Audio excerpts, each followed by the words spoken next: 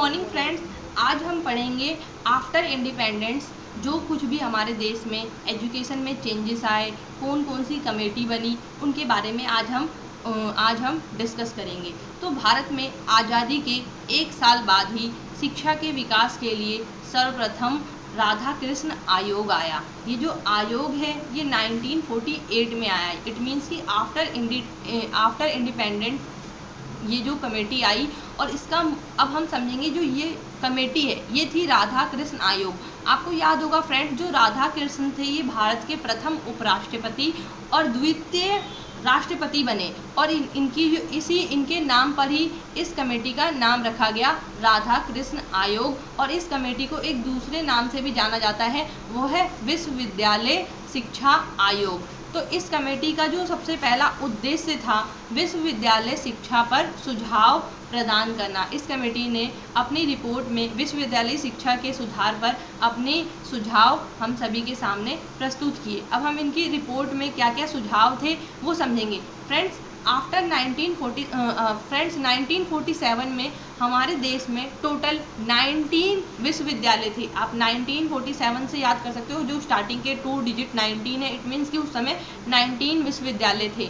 और इसकी रिपोर्ट में सबसे पहली जो रिपोर्ट में जो पहली बात कही गई वो बात ये थी कि जो ग्रेजुएशन डिग्री से पूर्व 12 वर्ष तक की स्कूली शिक्षा होनी चाहिए। बच्चों को ग्रेजुएशन से पहले 12 साल की, जैसे कि आज हम लोग 1st to 12 तक की क्लास पास करते हैं, ये 12 ईयर्स हो गए, उसके बाद हम ग्रेजुएशन करेंगे। तो वो जो बात है वो इसी कमेटी में सबसे पहली बात की गई थी कि पहले बच्चों को 1st to 12 तक की एजुकेशन प्रोवाइड करो, उसके बाद उन्हें ग्रेजुएशन की शिक्षा प्रदान की जाएगी। सेकंड जो बात की गई थी, इसमें ये बोला गया था कि विश्वविद्यालय में परीक्षा को छोड़कर 180 दिनों की क्लास होनी चाहिए, और जो ये 180 दिन है वो 11-11 सप्ताह में विभक्त होने चाहिए। साथ ही ये जो इनके जो टोटल 3 सेमेस्टर यानी कि 3 सत्र वर्ष में होने चाहिए। तीसरी बात जो कही थी विश्वविद्यालय शिक्षा आयोग में वो ये बोली गई थी कि हायर एजुकेशन जो उच्च शिक्षा का उद्देश्य है, इसमें किन चीज़ों को शामिल किया जाए। तो सबसे पहली जो बात बोली गई, इसमें सामान्य शिक्षा सभी को मिलनी चाहिए। जो सामान्य एजुकेशन है वो सभी को मिलनी चाहिए। दूसरा, बच्चों को संस्कारी शिक्षा भी मिलनी चाहिए ताकि बच्चे अपने संस्कार, अपनी संस्कृति, अपनी सभ्यता से परिचित हो सकें। तीसरा, इन्होंने बोला था कि बच्चों को या फिर जो भी स्टूडेंट्स हैं उनको व्यावसायिक शिक्षा मिलनी चाहिए, कि शिक्षा ऐसी हो कि बच्चे अपने पैरों पर खड़े हो सके, आत्मनिर्भर बन सके, तो उनको व्यावसायिक शिक्षा मिलनी चाहिए।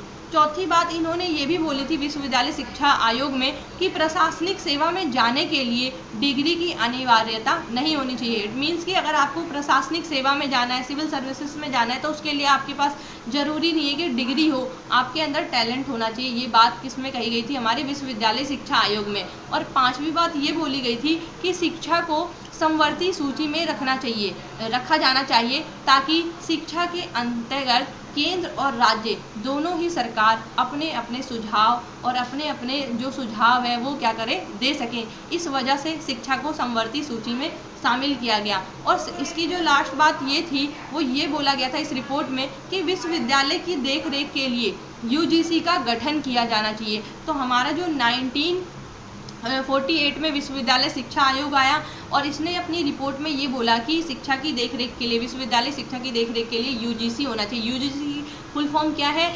विश्वविद्यालय शिक्षा अनुदान आयोग। इसका गठन किया जाना चाहिए। और 1953 में 1953 में यूजीसी का गठन हो गया, और 1956 में यूजीसी को एक स्वतंत्र निकाय बना दिया गया।